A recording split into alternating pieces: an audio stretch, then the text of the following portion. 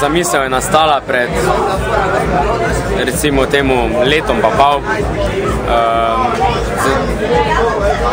Pač vedno smo radi imeli to glasbo, pa nastalo spontano v bistvu, brez kakršnega koli, kako bi se temu reklo, spodbude, ampak tako spontano. In mislim, da je to motiv za naprej, da pač delamo v tej smeri. Vedno smo delali brez mentorja, ampak nam je dosti tudi pomagal profesor Vojko Vešligaj. Gre za posnemanje glasbe, razen enega inštrumenta, ki izstopa? Lahko bi rekli, da gre za posnemanje glasbe, obenem pa tudi, da ne gre, saj vključujemo dosti svojih elementov, oziroma recimo temu, da je vključena tudi improvizacija pa različne druge prvine. In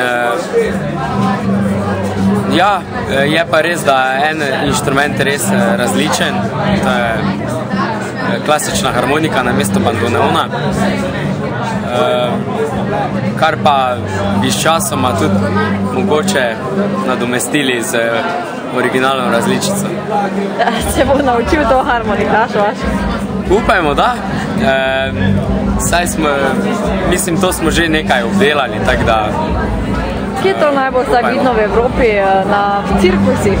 Najbolj pogosto srečamo tak inštrument, kje? Bandoneon, na zadnje sem srečal bandoneon v Italiji, na v bistvu uličen koncert. Ampak mislim, da ne vem, bandoneon pač inštrument je namenjen tangu in temu služi. V Italiji se pa nasploh dosti igra zaradi tega, ker je Piazzolla tam zelo priljubljen.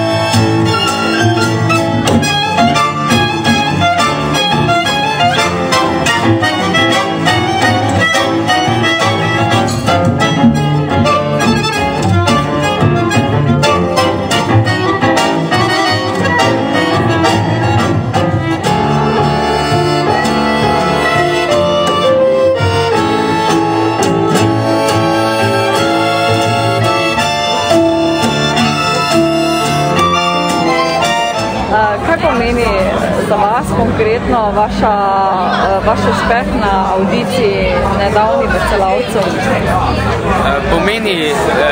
To pomeni toliko,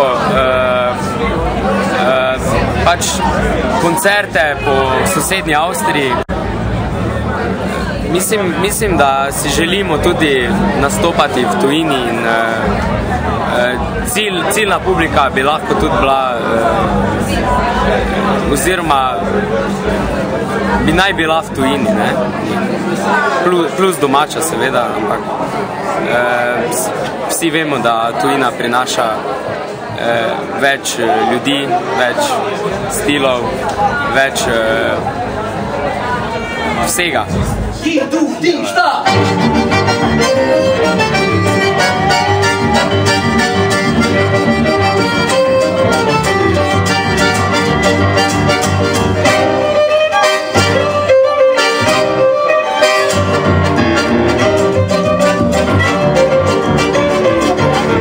Kombinirate v bistvu resno glasbo s popularno glasbo.